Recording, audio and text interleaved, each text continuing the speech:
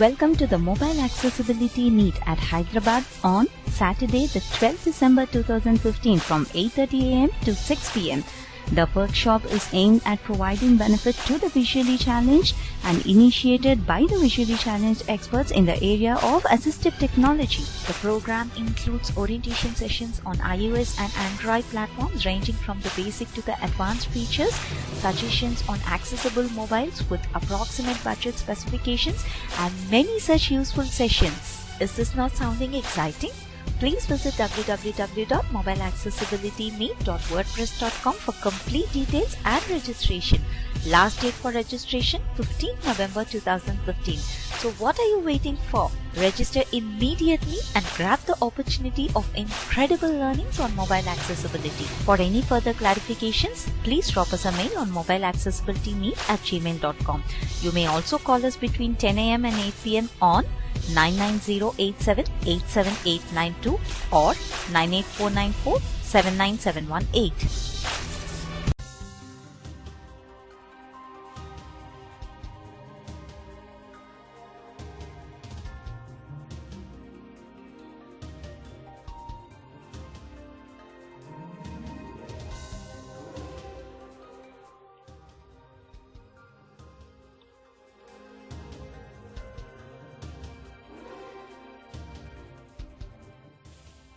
या दोस्तों नमस्कार आदाब सत श्री अकाल very good evening this is Danish in बदलता दो यू आर लिसनिंग बदलता दो डिबेट विद योर फ्रेंड। आज फिर हम एक बहुत ही संवेदनशील मुद्दे पर बहस करने जा रहे हैं। I hope you all would have interest to speak over this subject. So ladies and gentleman will start this debate before that headlines of the day.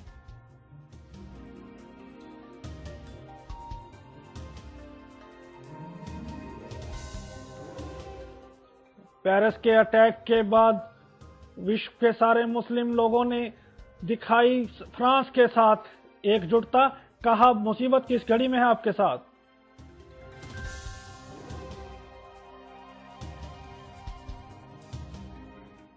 Paris में हमले के बाद गर्जा फ्रांस। कहा लेंगे बदला बेरहमी से।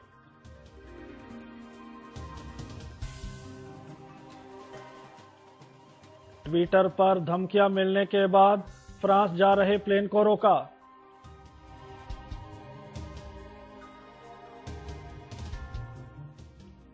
फ्रांस एक विकृत देश है, इस कारण आईएस ने किया हमला। आईएस का कहना लीड हमले की जिम्मेवारी।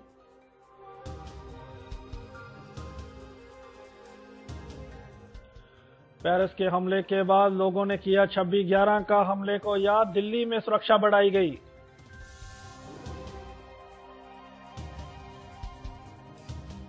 बिहार के चुनाव हारने के बाद अमित शाह का अहम बयान। कहा 60 साल के बाद लीडर्स को समाज सेवा करनी चाहिए, छोड़ देनी चाहिए राजनीति।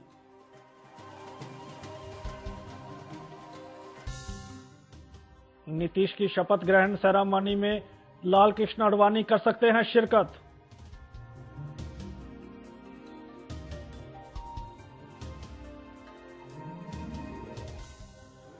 चुनाव के दौरान लालू यादव पर भड़कने वाले पप्पू यादव ने मांगी लालू यादव से माफी।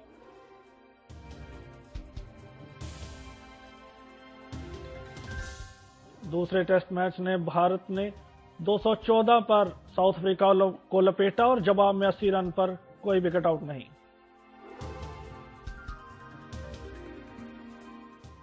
हैदराबाद में करवाई जा रही है कल मोबाइल एक्सेसिबिलिटी वर्कशॉप। आप लोग कर सकते हैं ज्वाइन।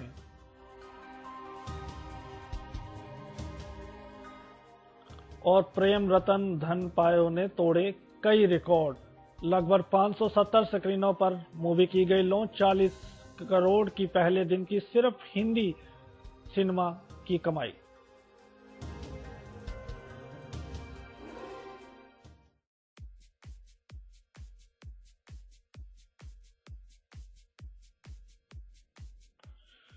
या दोस्तों, तो एक बार हेडलाइंस के बाद मैं आपका सभी का फिर से स्वागत करता हूं।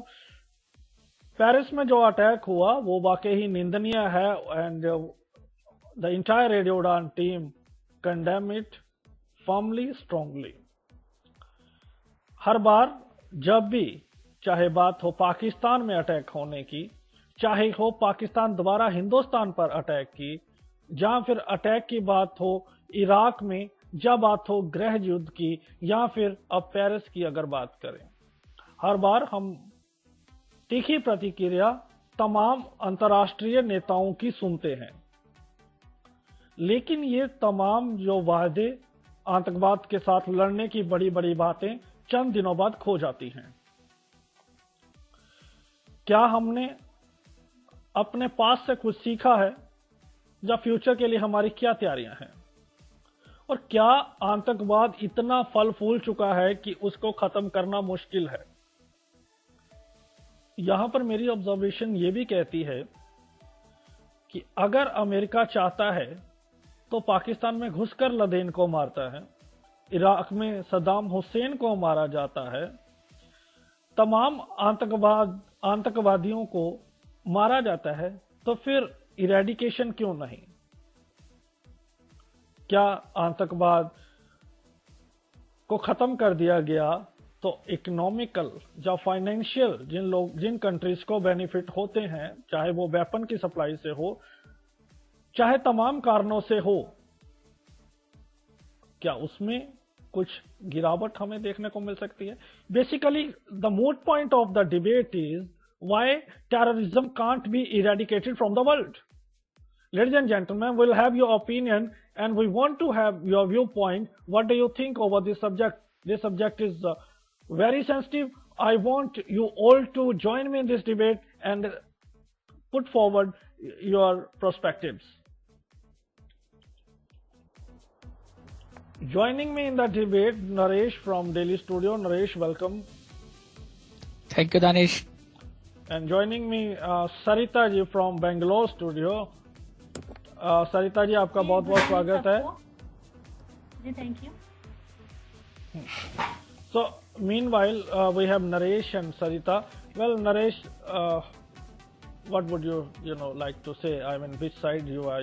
You believe this terrorism can be eradicated from the world, it can be ended, or you won't know it's impossible? From my side, welcome to all the listeners, and thank to you to add me in the list and for this particular show. But today I was a little bit confused because I am the optimistic person, and I think there is everything possible in the world.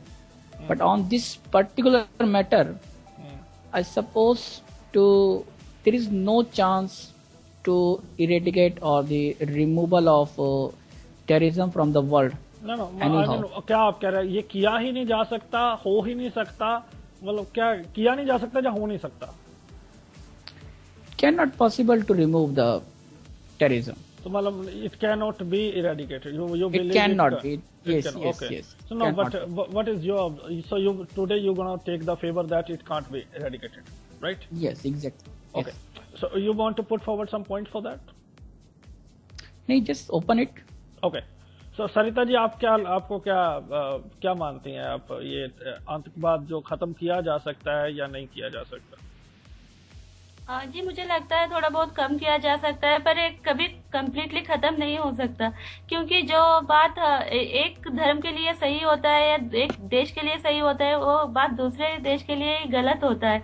तो सबके opinion एक कभी नहीं हो सकते, सब अपने अपने डिफरेंट ओपिनियन रखते हैं. तो अभी देखिए, इंडिया चाहता है कि कश्मीर इंडिया के अंडर में रहे और इंडिया उसको सब फैसिलिटी प्रोवाइड करे, सब कुछ करे, और वो कश्मीर को आगे लाना चाहती है. पर कश्मीर की जनता जो है, उनको लगता है इंडिया उनके साथ बहुत सख्ती कर रहे हैं, जाती कर रहे हैं, तो वो चाहते हैं कि उनका अलग देश हो जिसे वो अपने हिसाब से चलाए. No, Sarita ji, let me correct you here, because with this radio is heard in many countries, including our neighbor countries. So let me correct you over here, right over here.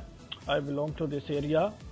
So no Kashmiri wants a separate nation. There are some organization like JKLF. Yes, सब तो नहीं है, पर कुछ group है जो अलग देश चाहते हैं. But it doesn't matter because Kashmir is a part of India, and it's मैं the तो only strong example part of इसलिए दे रही थी India. कि सबका ओपिनियन एक Yeah. नहीं है, सबके थॉट्स अलग अलग है। Exactly, but Kashmir is a part of India, integral part of India, so we don't have any doubt over that. Well, so okay, you put a very valid point in the beginning of the debate, but I feel if people would have been there on the other hand, so they might have revert. So you both are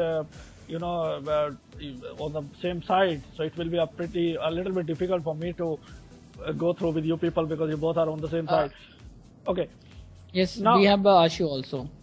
Ashu, okay. So, Mishra साहब बहुत बहुत स्वागत है आपका. Thank you. First of all, I would like to convey the wishes I have received in last weeks for you, especially from Mohammad Raja. He called me and he loves to listen you. So I want you to reply him from this station as well. मैं radio उड़ान के जरिए उन सभी लोगों को धन्यवाद देता हूँ जो ऐसा मानते हैं और उम्मीद करता हूँ कि कोशिश करता रहूँगा. जी आशु जी, तो subject is very sensitive and we have to discuss इस ब्रॉडली. हम चाहते हैं कि आज की डिबेट सिर्फ डिबेट ना होके रह जाए, इसमें से हमें कुछ सीखने को मिले और हम लिसनर्स तक कुछ कन्वे कर पाएं. Subject is very sensitive. It is very tricky. In the beginning of the debate, Sarita has rightly pointed out a very broad point. So you want me to share that point or you want to start your opening comments? नहीं opening comment क्या आप points रख सकते हैं, कोई वो नहीं. In the beginning of the debate, Naresh जी और सरिता जी एक साइड में वो कहते हैं कि ये आतंकवाद खत्म नहीं किया जा सकता है, और सरिता जी ने अपने जो ओपनिंग कमेंट्स है उन्होंने एक एग्जांपल दी कि कुछ इश्यूज ऐसे होते हैं वो ऐसा लगता है कि हमारी कंट्री के लिए वो सही है लेकिन सामने वाली कंट्री को वो अपनी कंट्री के लिए सही लगते हैं.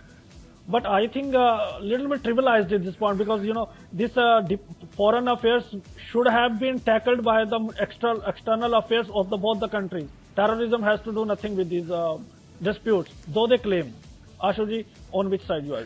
Terrorism can be removed. देखिए, पहली बात तो ये कि साइंस का लॉ है, जो भी चीज पैदा होती है उसे खत्म किया जा सकता है. कोई वजह नहीं है कि कोई चीज बिल्कुल खत्म नहीं की जा सकती. आज पेरिस में जो कुछ हुआ उसके साथ मैं संवेदना व्यक्त करता हूँ.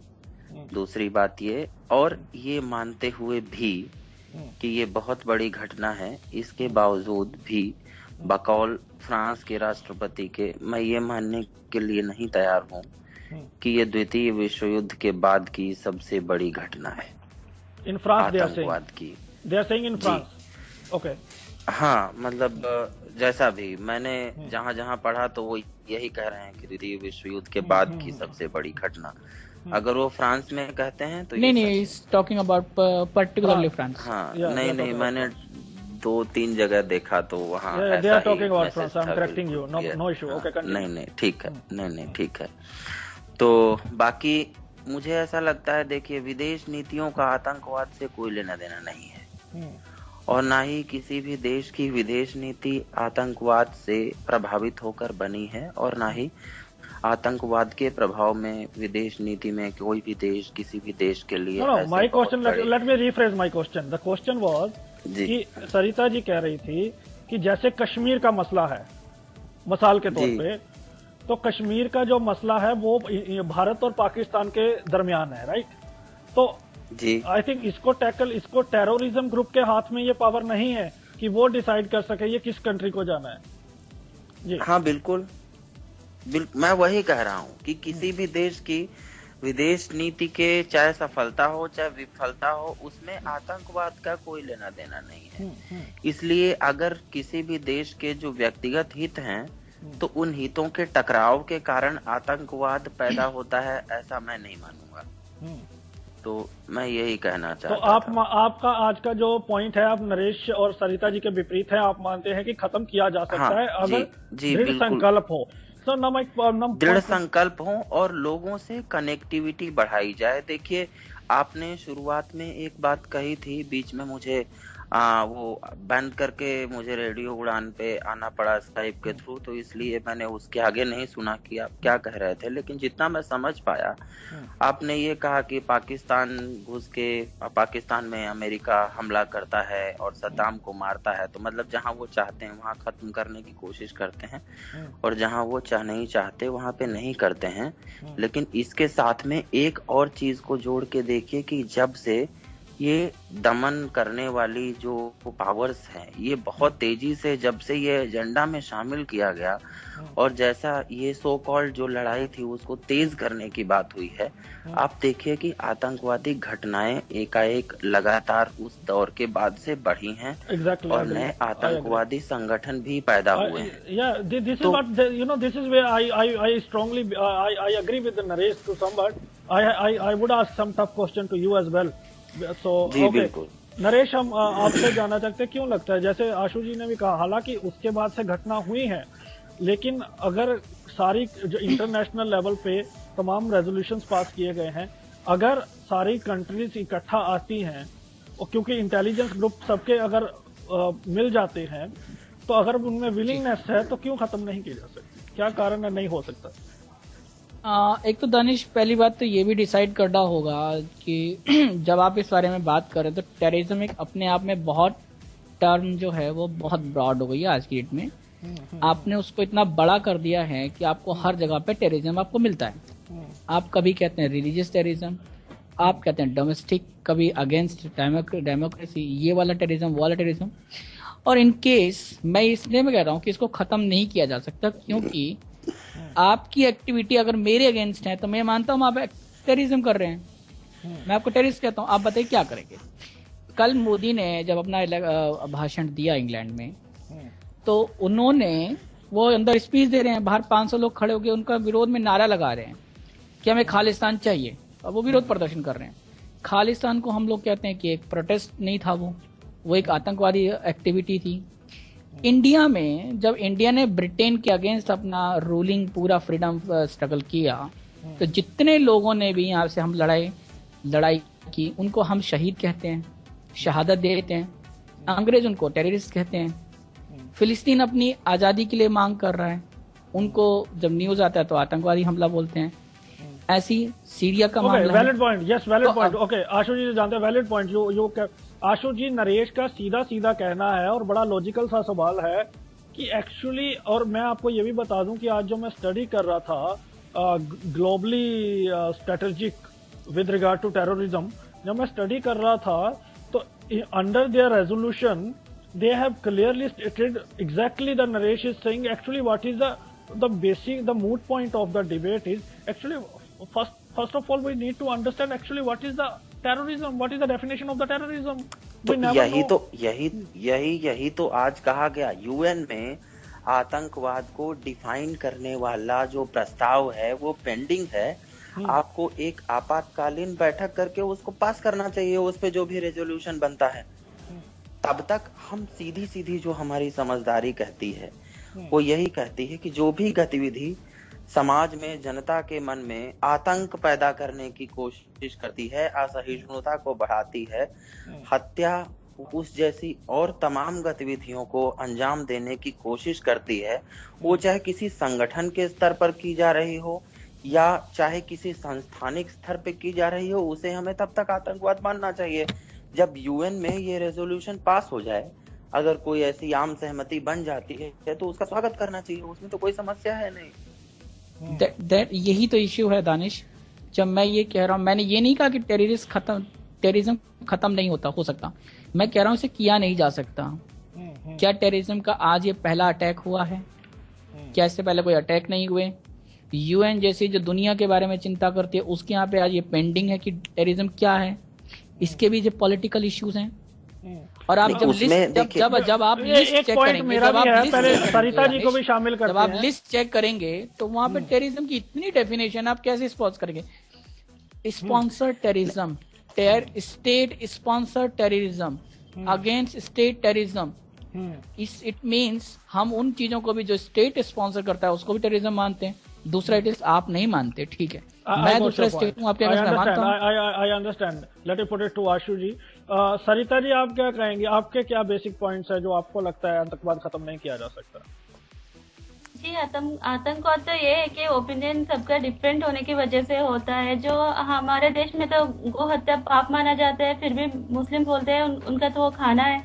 तो अगर हम लोग अभी स्ट्रिक्टली उससे बैन करने की कोशिश करेंगे तो लोग विरोध करेंगे, जो विरोध करेंगे तो फिर हमें लगेगा टेररिज्म। ये अभी का नहीं है, जो हमारे धार्मिक स्टोरी में है।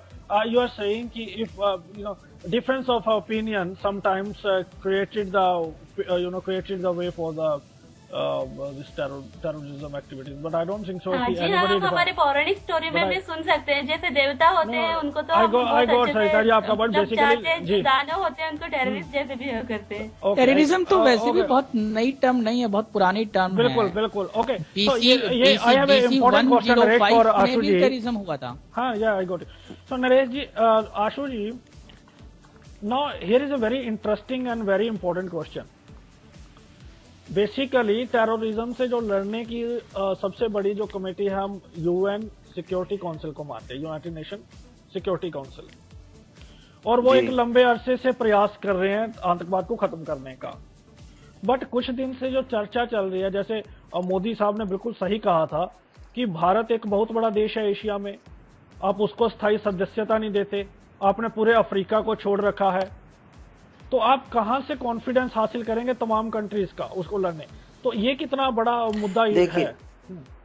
देखिए ऐसा है, महासभा में जो प्रस्ताव आता है और बाद में वो सुरक्षा परिषद में पास होता है, बात आपकी बिल्कुल ठीक है, मुद्दा ये नहीं है। देखिए आज हम ऐसी जगह पे खड़े हैं जहां हम पहली बार शायद इस बात पर आम सहमति पिछले 7, 8, 10 साल में बनी है कि आतंकवाद एक अंतरराष्ट्रीय समस्या है।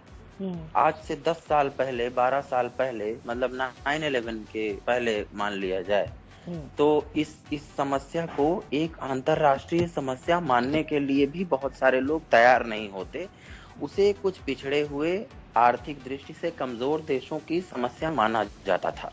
ये लगातार हम लोगों ने जब से फॉलो करना शुरू किया तब से देखा है। यही तो प्रॉब्लम है, यही तो लेकिन नहीं, तो प्रॉब्लम देखिए 10 साल में हम कम से कम वहां से यहाँ तक इस दृष्टि से आगे आए कि आज हम अंतरराष्ट्रीय स्तर पर सभी लोग आम सहमति से, कल G20 का सम्मेलन होने वाला है, आप देखिएगा कि संभवतः वहां भी एक प्रस्ताव ऐसा जरूर पारित हो कि जिसमें मतलब एक आम सहमति तो बन रही है ना कि हाँ ये कुछ देशों की नहीं बल्कि सभी देशों की समस्या है। आज आप देखें कि पहले से ज्यादा, मतलब सीरिया में अगर कोई घटना घटती है आतंकवाद की तो उसको कवरेज पहले की तुलना में काफी ज्यादा मिलता है। तो ये मतलब चीजें बढ़ी हैं, उनको और तेजी से बढ़ाया जा सकता है। जो मेरा मुद्दा है वो ये है कि जो प्रस्ताव लंबित है आप उसे पास कीजिए, एक कॉमन कंसेंसस बनाइए। लेकिन आशु जी थोड़ा सा मैं डेटा शेयर करूं, ये देखिए एक कमेटी बनाई गई, ऐसा तो है नहीं कुछ बना नहीं, काउंटर टेररिज्म कमेटी, पहले इसका गठन हुआ, इसके कुछ परिणाम आए, उसके बाद काउंटर टेररिज्म एग्जीक्यूटिव डायरेक्टरेट बनाया गया, उसके बाद यूनाइटेड नेशन में सिक्योरिटी काउंसिल के अंदर कई रेजोल्यूशन पास किए गए। उसके बाद अगर इसके फंड की भी हम बात करें, उसके लिए counter terrorism implementation task force बनाई गई, फिर एक्शन फाइनेंशियल टास्क फोर्स। तो ये इतने सारे गठन बनाए गए, जगह जगह पे चर्चा, इसका रिजल्ट आ क्यों नहीं रहा? क्योंकि जैसे आपने खुद ही अपने ओपनिंग कमेंट में कहा था कि ये घटनाएं तो लगातार बढ़ती जा रही हैं। और एक छोटा सा और क्वेश्चन अगर इजाजत दे तो मैं ऐड कर दूं कि क्या जब कुछ बड़े इशू बड़ी कंट्रीज में इशू होता है तो फोकस जाता है। अब नाइजीरिया में बोको हराम कई सालों से ये आतंक फैलाए रखा है, हालांकि अटेंशन मिलती है लेकिन पर्याप्त प्रयास नहीं किए जा रहे वहां पे। देखिए बोको हराम में जो भी कुछ हुआ हो, कीनिया में जो भी कुछ हुआ हो, सीरिया में जो लगातार चल रहा है, मैं किसी भी चीज को डिनाई नहीं कर रहा, मैं सिर्फ इतना कह रहा हूँ कि पहले की तुलना में कवरेज बढ़ी है। कुछ चैनल हैं जो लगातार पिछले 1-1.5 साल से मैं जिनको फॉलो करता हूँ, वो लगातार सीरिया और ISIS को कवरेज दे रहे हैं कंटिन्यूअसली, और दुनिया के स्तर पे एक राय बनी है। तो पहले की तुलना, अब उसमें क्या होता है कि देखिए कई बार हम अपने राजनीतिक फायदों के लिए उन सारी समस्याओं को पीछे छोड़ के अपना व्यक्तिगत लाभ निकालने लगते हैं। जैसे कि आज ही देखिए कि आज भारत के प्रधानमंत्री ने कहा कि आतंकवाद की एक परिभाषा पे सहमत हो जाया जाए। अब हिस्टोरिकल फैक्ट ये है कि जो पेट्रोल और डीजल के प्राइसेस गिरे हैं वो आईएसआईएस के कारण गिरा। इसमें कोई दिक्कत नहीं है किसी को मानने में, क्योंकि तेल के कुओं पे उन्होंने कब्जा कर लिया। अब यही हमारे प्रधानमंत्री 4 महीने पहले कह रहे थे कि हमारे नसीब से अगर गिरा है तो बहुत अच्छी चीज है। तो यहाँ पे हमको एक राय ले करके, ऐसा नहीं है कि कोई भी देश कमजोर, मतलब आज के देश में टाइम पे इतने देश आगे आ रहे हैं जो उनको एक आम राय के जरिए ही काम करना पड़ेगा। और आतंकवाद को बढ़ाना और आतंकवाद को खत्म करना, इन दोनों का प्रोसेस सेम नहीं हो सकता। इस बात को आपको समझना चाहिए। जैसे आप कह रहे हैं अलग अलग संगठन बन रहे हैं, जो समाप्ति के लिए जो राय बनेगी अंतरराष्ट्रीय स्तर पे, उसका प्रोसेस जो होगा वो ऑटोमेटिकली स्लो होगा उस प्रोसेस से। हाँ, जितनी भी आप समितियों की बात कर रहे हैं, जितनी भी कमेटीज आपने गिनाए 7-8, वो सारे मिलके जो आम राय बनाने में टाइम लगता है, आतंकवादी संगठन बनाने में शायद उतना टाइम ना लगा हो, या लगा भी हो तो हमें नहीं पता कि कितने दिन के परिश्रम से आईएसआईएस उन लोगों ने तैयार किया होगा। अब पता नहीं परिश्रम शब्द भी बोलना ठीक है या नहीं। एक रिपोर्ट में Bala joined us. Welcome Bala. Yes, I will have your viewpoint. Before that, I want to share some points. I was reading out a global strategic report over the terrorism, and the biggest issue they have raised there were 3-4 issues. They said, if we will talk about the multilateral treaties to eradicate the terrorism, it is not that it started now. It has been started from 1960. In 2001, in 2001, with the efforts put by Barack Obama to fast this movement, first time in 2001, more than 200, right after the World Trade Center attack. So 189 countries unanimously passed the resolution where they said we will fight. The problem they said we are facing, there are 3-4 problems. As first we have already stated definition. Second, they said after the resolution being passed, we don't find too much activeness in the many countries. There is no info. Bala, what is your take on it? Bala, you believe it can be eradicated, or you have the different viewpoint of Mr. Ashu Mishra? Good evening to everybody. First of all, the topic is about am I audible first? Yeah. Yes, go ahead. Yeah. Can the world be free from terrorism or free of terrorism, right? My answer is a straight up no. Because the foremost question is, what do we mean by terrorism? So there itself lies a vague, understanding, because according to India, even the Maoists and Naxalites are called terrorists. Exactly. But to some, they are known as extremists. There is a greater difference between extremist and a terrorist. On the other hand, Al Qaeda. If I have to simplify in very simple words, I think as for now the UN is talking about the organization like Taliban, Al Qaeda, Lashkar-e-Taiba.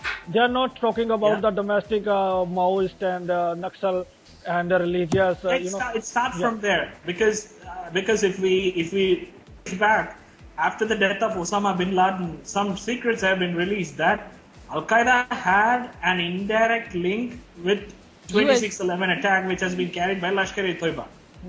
So it starts from the domestic end, because India's Maoists have a greater link in Myanmar and China. Now, if we don't forget, Bangladesh is handing over the Ulfa leader. Once upon a time, they were known as terrorists, right? But they are termed as extremists. This is where the confusion lies. And on the other hand, if we go by the United Nations, who respects United Nations, first of all? The nations that have passed the resolutions, according to that, Hafiz Saeed is a wanted terrorist. Where is he now? Has he been caught? No, actually problem ये भी है दानिश, जो मैं raise करना चाहता मैं problem क्या हम ये मान के let him add Ashu ji, let him add Naresh, let Naresh add, then you reply.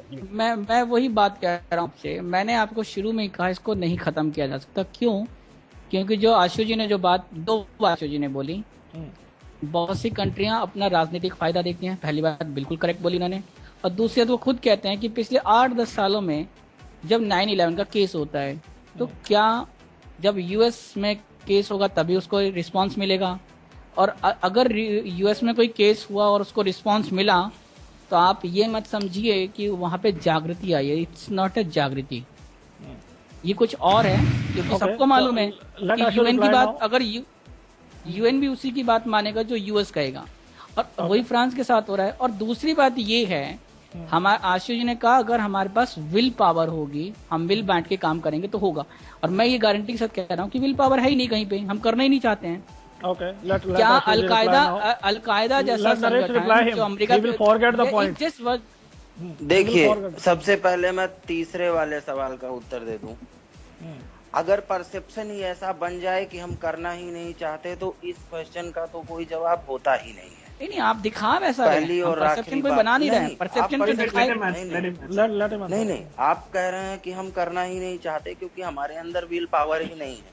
अब विल पावर को कौन डिफाइन करेगा, और इस बात का कोई पैमाना आज तक नहीं बना कि आपकी एक्टिविटी डिफाइन करेंगे, आपकी एक्टिविटी देखिए, मैं तो कह रहा हूँ कि पिछले 10 साल में बहुत तेजी आई है। तो टेररिज्म 10 साल पहले स्टार्ट हुआ ओनली क्या? नहीं,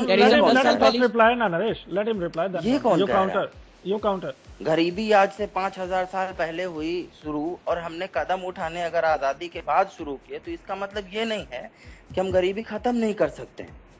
ये कोई मुद्दा नहीं है आप जो कहने की कोशिश कर रहे हैं। देखिए, पहली बात ये, संयुक्त राष्ट्र संघ को बाला ने कहा कि कोई नहीं सुनता है, तो अब इसका मतलब संयुक्त राष्ट्र संघ एक ऐसा मंच है, उसे आप एक मंच की तरह देखें, एक स्टेज जहां पर हर कोई जाकर अपनी राय रखे। संयुक्त राष्ट्र संघ कोई ऐसी चीज नहीं है जो ऊपर से थोपने वाली चीज। आज के डेट में सिक्योरिटी काउंसिल का भी वो मतलब नहीं है जो 1990 तक हुआ करता था, वो उस टाइम के बाद खत्म हो गया। आज सभी देश अपनी बात रखने के लिए स्वतंत्र हैं, और उसके बाद जो कॉमन कंसेंसस बनता है उस पे बात होती है।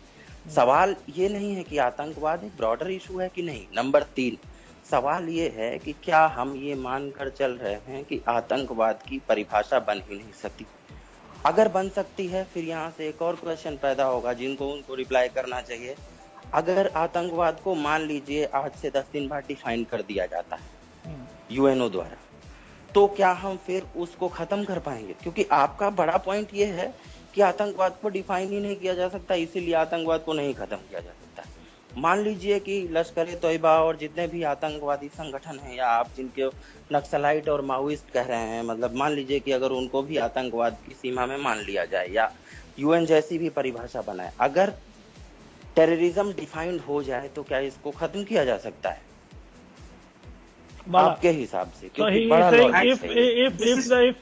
if the terrorism is defined, can it be ended? No, that will lead to end. Terrorism cannot be ended in a fortnight. What I am trying to say is my basic question.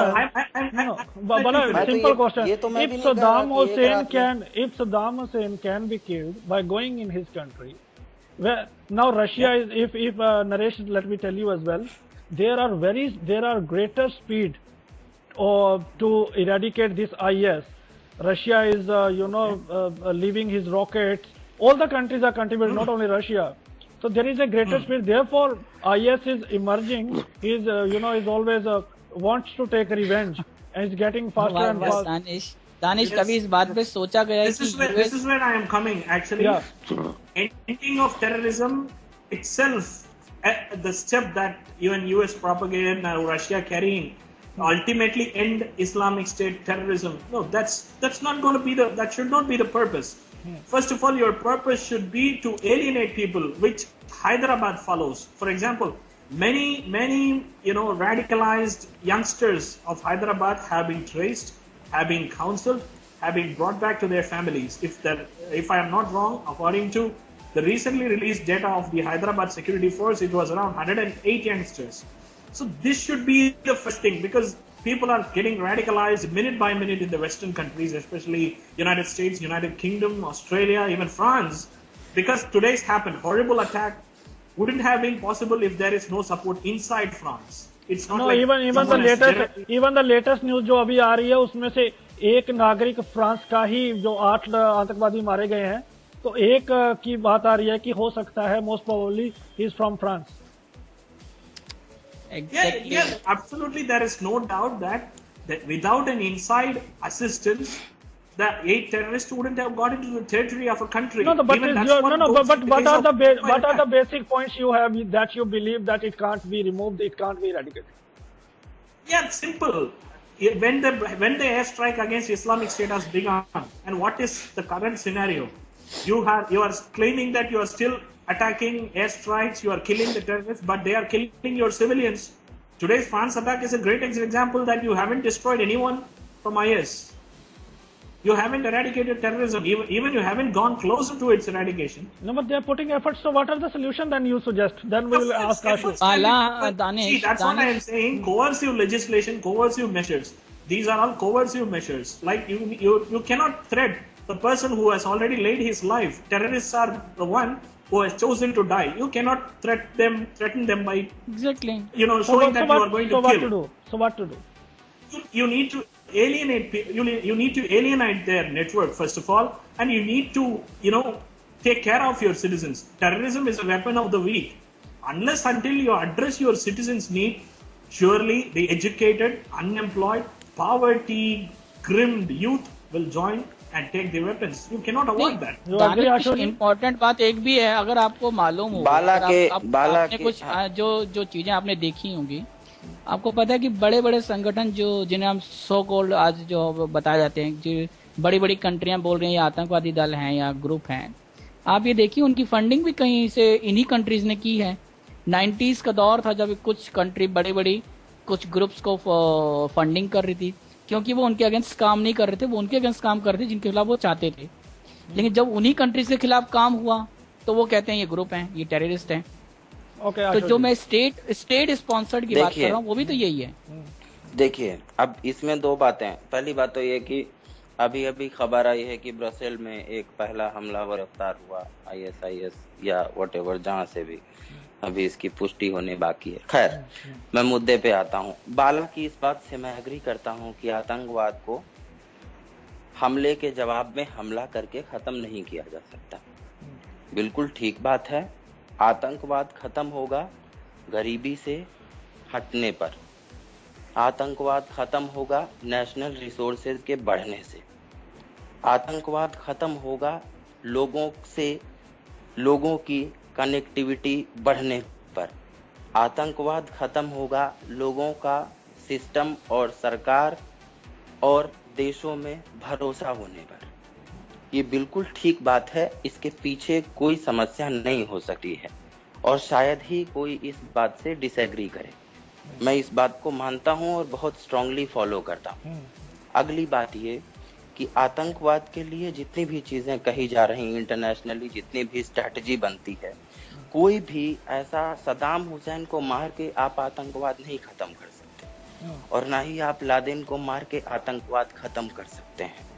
आप जैसे ही हमले के जवाब में हमला करते हैं या किसी संगठन को या तथाकथित धार्मिक समुदायों को निशाना बनाकर ये कहते हैं कि फला धर्म का इससे लेना देना है। आज भारत के कई लाखों लोगों को पाकिस्तान भेज दिए जाने की वकालत फेसबुक पे सुबह से लेके शाम तक होती रही। आप उसको उठा के देखिए अगर आपको लगता है तो। ऐसी स्थिति में क्या होगा कि लोगों का भरोसा, उनको लगने लगेगा कि आतंकवादी तो वो पहले से ही माने जा रहे हैं। तो वैसी स्थिति में क्या करें? हम लोगों में भरोसा पैदा करें, उसी से आतंकवाद खत्म हो सकता है। और अंतरराष्ट्रीय स्तर पे स्ट्रैटेजी बना के जो जहां जहां आतंकवाद दिखाई दे रहा है वहां अतिरिक्त रिसोर्सेज को दिया जाए ताकि वो लोग अपने यहाँ के लोगों को एजुकेट कर सकें। और जो मेरा थीम पॉइंट है वो ये है कि आतंकवाद से लोगों का डर जैसे जैसे खत्म होता जाएगा, आतंकवाद की गतिविधियां वैसे वैसे कम होती चली जाएंगी। क्योंकि एक हमला आपको 6 महीने तक डराने के लिए काफी होता है, ऐसा आतंकवादी संगठन मान के चलते हैं। जिस दिन वो डर कम हो जाएगा उस दिन आतंकवाद अपने आप कम होने लगेगा। आंसू, ऐसा तो नहीं है कि अगर डर खत्म हो जाएगा, मैं किसी से नहीं डरता, तो ऐसा तो नहीं है कि वो मेरे अगेंस्ट में अटैक नहीं करेंगे। नहीं, आप अलर्ट रहेंगे ना। आप अपनी responsibility what should I do? मैं अलर्ट रहूंगा, मैं क्या करूँ? अच्छा बताइए, मैं क्या करूँ? मैं अलर्ट हूँ। आपके देश के पास सिक्योरिटी के इतने इक्विपमेंट्स होने चाहिए। तो ठीक है, वो तो फ्रांस भी कह रहा है कि उनके पास दो पेरिस में उतनी जी उनके पास नरेश, सीधा सवाल है, पेरिस में आतंकवाद की उतनी घटनाएं क्यों नहीं घटती जितनी सीरिया या मान लीजिए कि किसी और दूसरे पिछड़े देश में घटती हैं? लीबिया, सीरिया, क्यों नहीं घटती उतनी घटनाएं? यहाँ अमेरिका में उतनी घटनाएं क्यों नहीं घटती? Even Tony Blair accepted that if America had not killed Saddam Hussein, who was the leader of Iraq, today's Islamic State wouldn't have been real. These are all the activities of a country. But these are the eastern. Yeah, he had that control. No, but Bala, but you and Naresh have already accepted that the terrorism has gone far beyond our hands, that it can't be put into the check. In this scenario, हमारे लिए हम लोग ये कह नहीं रहे ना, हम तो ये कह नहीं रहे कि ISI नहीं, मैं तो सीधा सवाल पूछ रहा हूँ आपसे कि अमेरिका और फ्रांस में उतनी आतंकवाद की घटनाएं क्यों नहीं घटती जितनी सीरिया या जो है अफगानिस्तान और पाकिस्तान और भारत में होती? जी, तो मतलब इनके पास सिक्योरिटी सिस्टम है, ये लोग अलर्ट हैं इसलिए। कंट्रोलर ऑफ ट्विटर, बिल्कुल controller of the world's internet, but still Islamic State operates through Twitter and uses internet, which means what? Either there must be a weak link in nation security, or else the Western powers should aid this terrorist. How they are getting weapons, first of all? Without the aid of any Western. There is a very important question, gentlemen. We'll be back right after a short break. There is a very interesting question raised by Bala, that from where they are getting the weapons, and Naresh is also adding to it, but we'll hear it all after a very short break.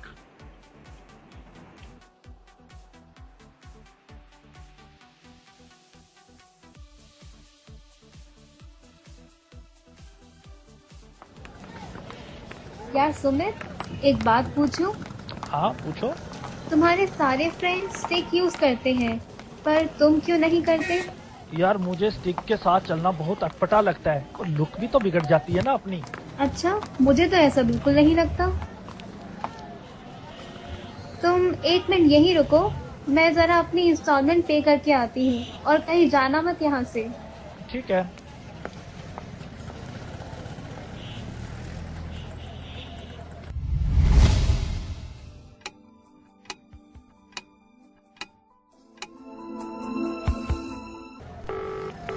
Hello Shreya. हाँ सुमित। यार कितना समय हो गया, कहाँ हो तुम? My God, I am so sorry Sumit. मुझे मेरी एक फ्रेंड मिल गई और मैं उसके साथ निकल गई। मैं भूल ही गई थी कि तुम मेरे साथ थे। काश कि आपने सही समय पर केन का इस्तेमाल सीख लिया होता, तो आज हालात ऐसे न होते।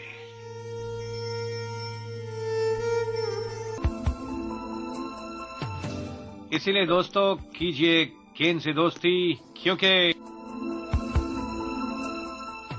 नो केन नो गेन।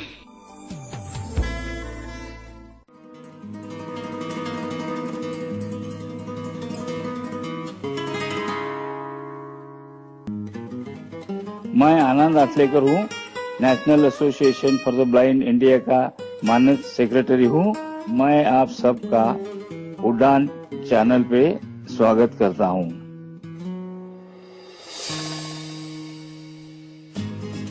नैब इंडिया ये भारत में सबसे पुरानी संस्था है। यहाँ दृष्टिहीनों के लिए एजुकेशन,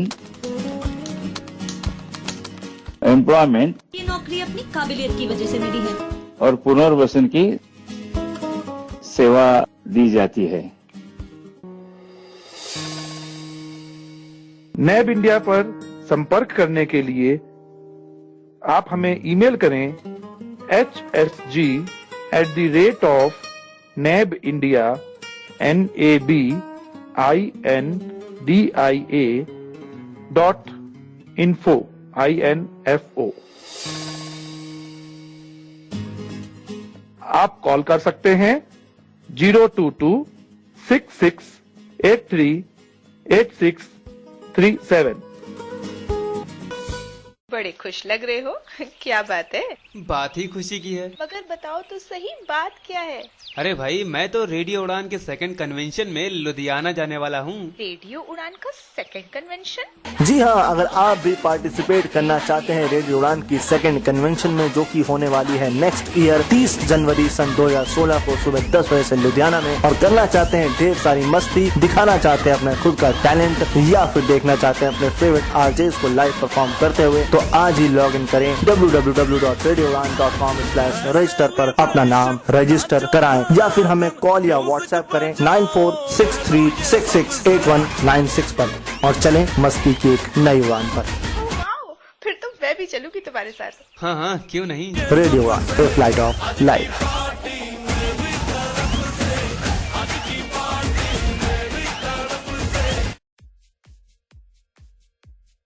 यह एक बार फिर से बहुत बहुत स्वागत है आपका इस शॉर्ट ब्रेक के बाद। Before we went to break, Bala has raised a question, Ashuji, straightforward question: who is aiding these organizations? From where they are getting the weapons? Why this Twitter is operated from America? So why when the IS is writing over Twitter, they are threatening people over Twitter, they are sharing their information on Twitter? Why they are not able to control? क्या इसका पता लगाना इतना कठिन है कि आतंकवाद नहीं खत्म हो सकता? अगर IS मान लीजिए कि आज के डेट में रिजल्ट आए जिसमें ये पता चले कि IS वाले ट्विटर को फंडिंग देते हैं, जिसके कारण से ट्विटर उनके अकाउंट्स को नहीं बताता, तो क्या ऐसा नहीं किया जा सकता? आज के डेट में जब हम पोर्न साइट्स ब्लॉक कर सकते हैं, आज के डेट में जब हम ऐसे कंडीशन में हैं कि कोई भी ऐसी चीज आती है, कोई अनवांटेड ऐड होता है या तमाम चीजें, तो उसको हम ब्लॉक कर सकते हैं। क्या ये इतना कठिन काम है कि आप लगातार इसमें करें तो नहीं इसको पता लगाया जा सकता? मैं मान के चलता हूँ ऐसे बहुत सारा डेटा है जिसमें ये पता चलता है कि यूरोपियन और अमेरिकन या जितने भी कंट्रीज हैं वो IS को या अलकायदा को या तमाम संगठनों को पैसा देते रहे हैं, वहाँ के कुछ लोग। तो इससे क्या प्रूफ होता है? इससे प्रूफ यही होता है शो कि विलिंगनेस नहीं है, जिसकी आप बात कर रहे हो, मेन लीड पे ले जाने की कोशिश कर रहे हो, वो यही है कि आप जितने लोगों की बात कर रहे हैं, क्या वो मेजॉरिटी में हैं जो फंडिंग करते हैं, जिससे आपने एक विलिंगनेस को जनरलाइज कर लिया? सर जी, ऐसा है कि वो एक्चुअली वो भले मेजॉरिटी में ना हो, लेकिन उनकी पावर इतनी है कि वो मेजॉरिटी से ज्यादा पड़ जाती है आपके ऊपर। जी नहीं, आज हाँ ऐसा ही है। आज के डेट में जब यूरोपियन कंट्रीज और अमेरिकन कंट्रीज खुद ही आतंकवादी घटनाओं से परेशान हैं, तो जब उन कंट्रीज में टेररिज्म के अगेंस्ट में कोई कानून बनेगा तो उनको कहाँ से समर्थन मिलेगा? सांप की फितरत होती है काटना। आप कितना भी दूध पिला लो या पाल लो उसको, वो आपको भी मौका मिलने पे काटता है। तो वही वाली बात है, इसमें इश्यू क्या है?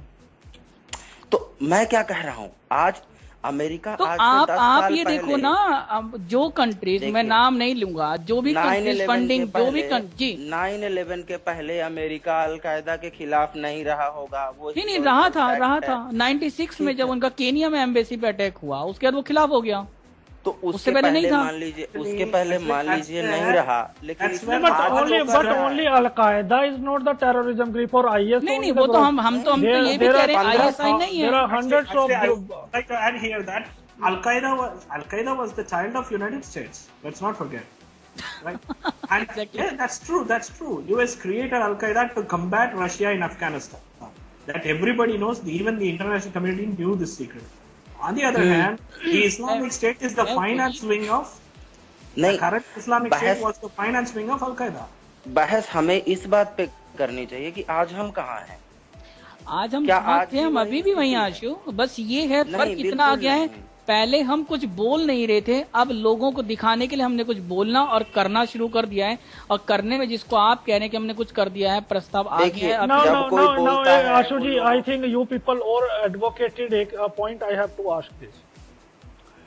This is very essential point, and it is also written, the global strategy report which I was reading. If you people need, I can provide you the link.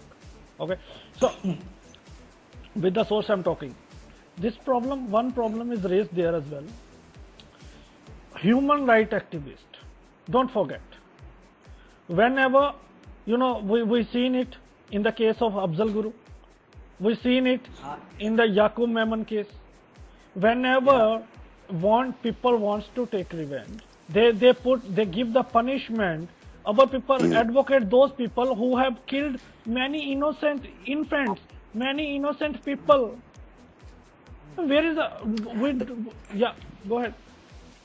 You understand? Revenge से आतंकवादी This is where I am trying to say. What have you gained after hanging Yaqub?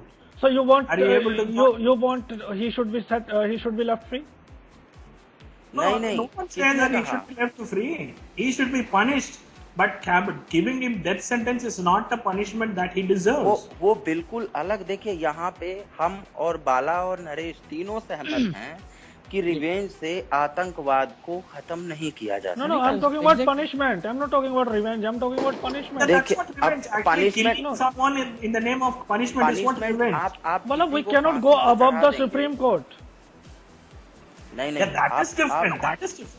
देखिए फिर हम deviate करने लगेंगे issue से. फिर हम इस पे आ जाएंगे कि क्या किसी को फांसी दे देने से आतंकवाद खत्म हो जाएगा. No, we are not.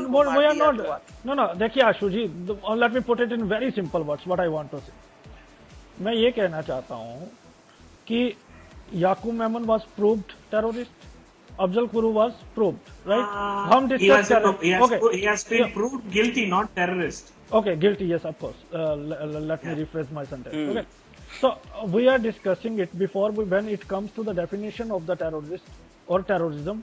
We said even let's as for now it is not defined, right? We are saying.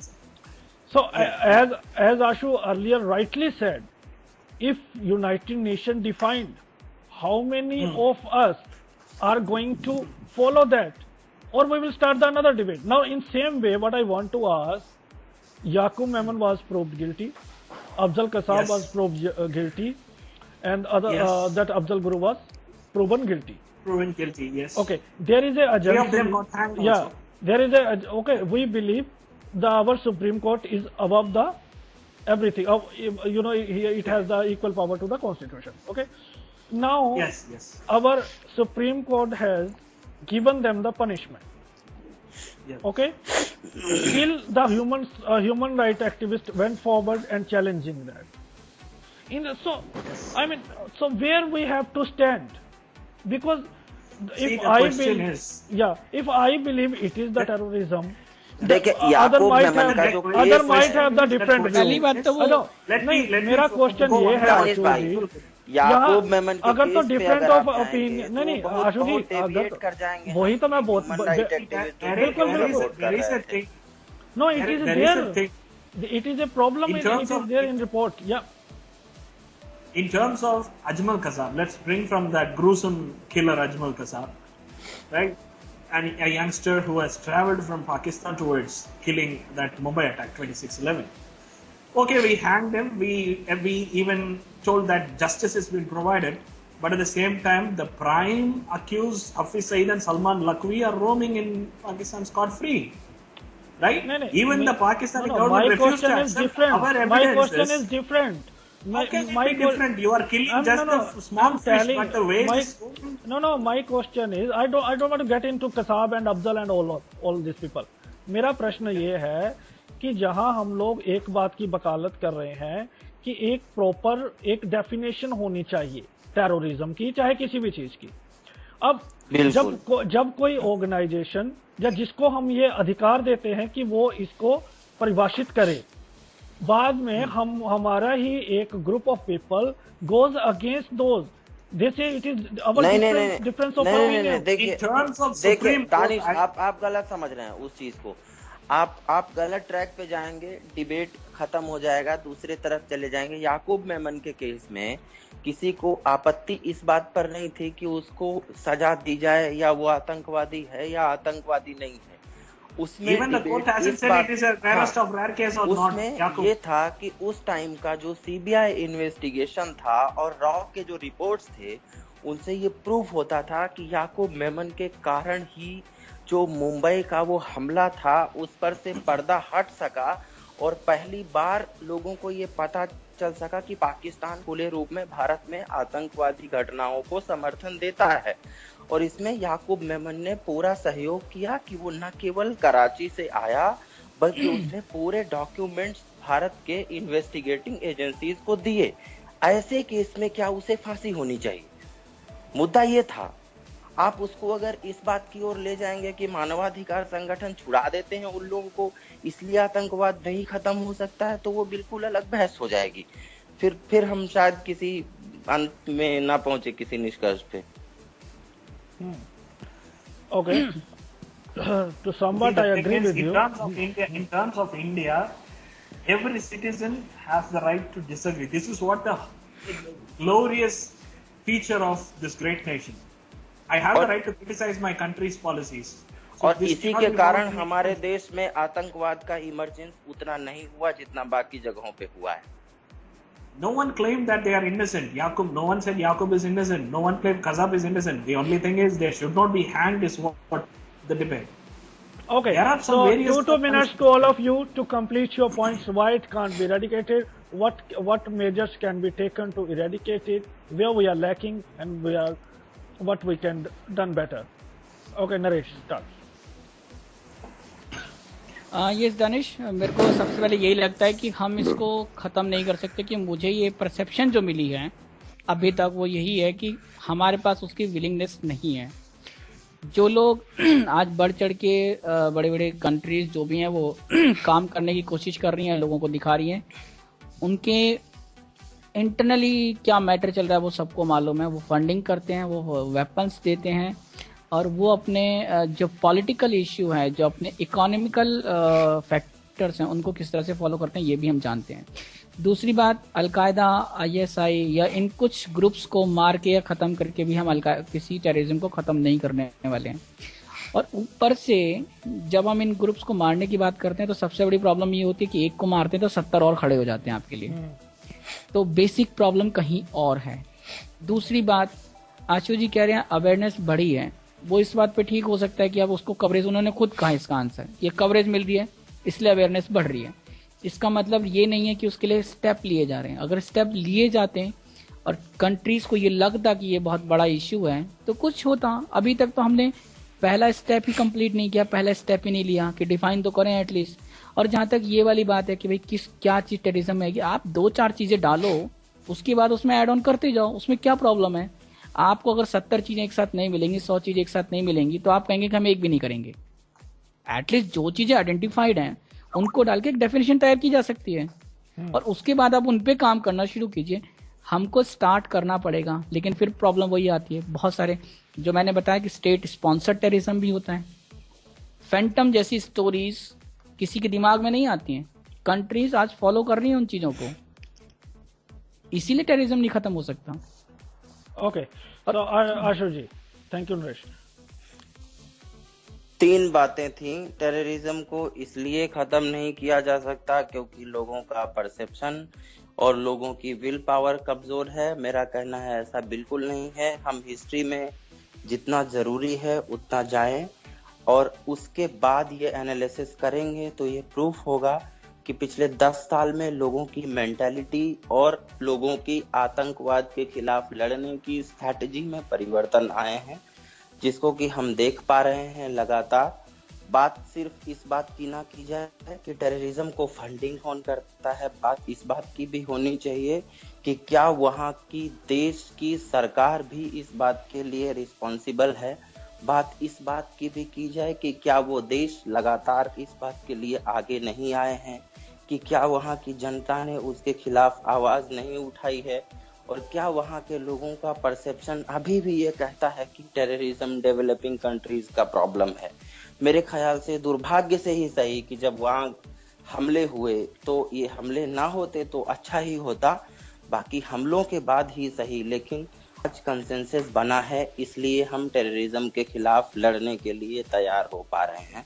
दूसरी बात, टेररिज्म को डिफाइन करना बहुत आसान है। अगर सीरियसली इस पे काम किया जाए तो मुझे लगता है कि 4 से 5 बैठकों में या 10 बैठकों में ही सही टेररिज्म के एक आम परिभाषा पर पहुंचा जा सकता है जिस पे ज्यादातर देश एग्री करें और तब उसके खिलाफ हम एक राय बना सकते हैं।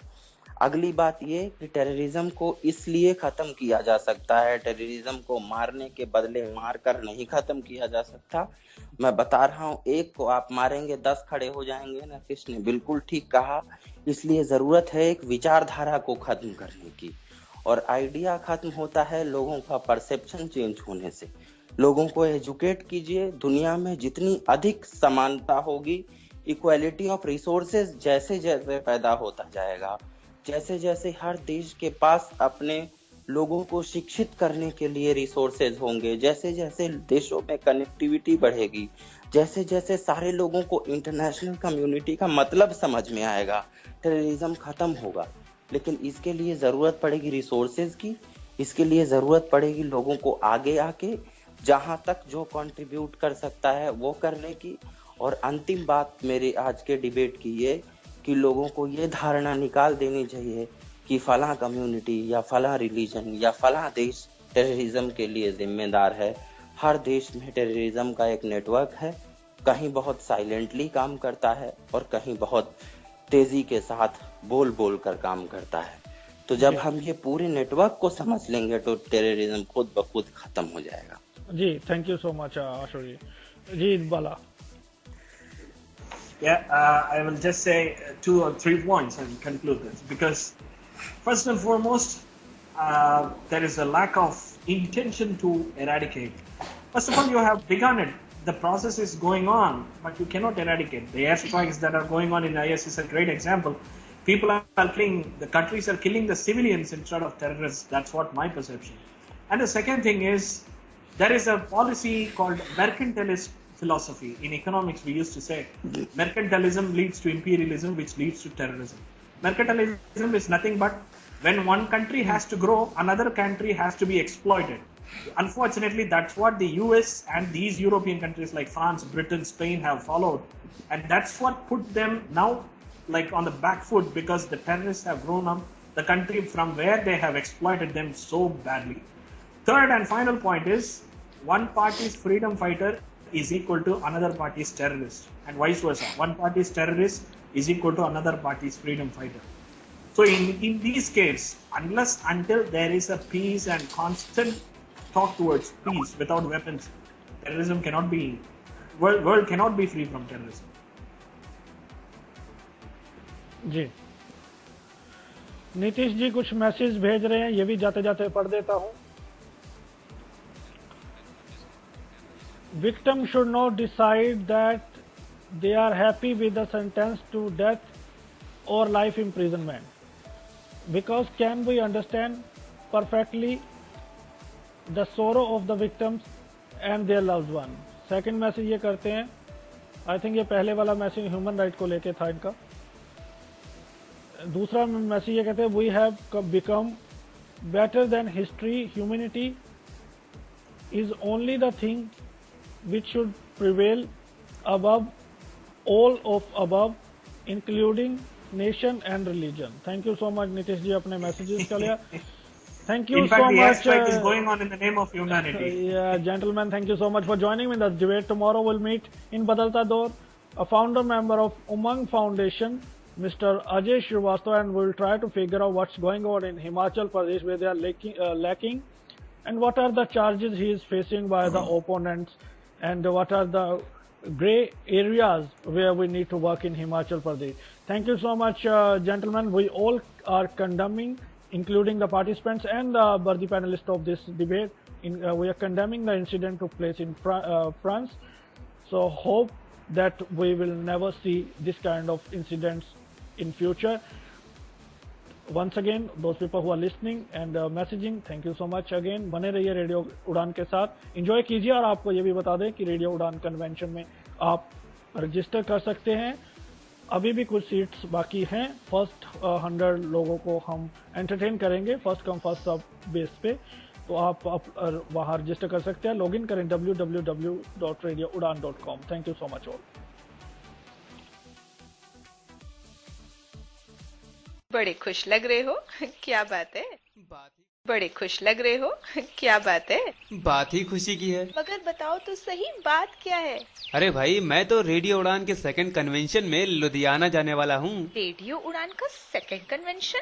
जी हाँ, अगर आप भी पार्टिसिपेट करना चाहते हैं रेडियो उड़ान की सेकंड कन्वेंशन में, जो कि होने वाली है नेक्स्ट ईयर 30 जनवरी सन 2016 को सुबह 10 बजे से लुधियाना में, और करना चाहते हैं ढेर सारी मस्ती, दिखाना चाहते हैं अपना खुद का टैलेंट, या फिर देखना चाहते हैं अपने फेवरेट आरजेस को लाइव परफॉर्म करते हुए, तो आज ही लॉग इन करें www.radioudan.com/register पर अपना नाम रजिस्टर कराएं, या फिर हमें कॉल या व्हाट्सएप करें 9463668196 पर, और चलें मस्ती की एक नई उड़ान पर। फिर तो मैं भी चलूंगी तुम्हारे साथ। हाँ हाँ, क्यों नहीं। रेडियो उड़ान, ए फ्लाइट ऑफ लाइफ।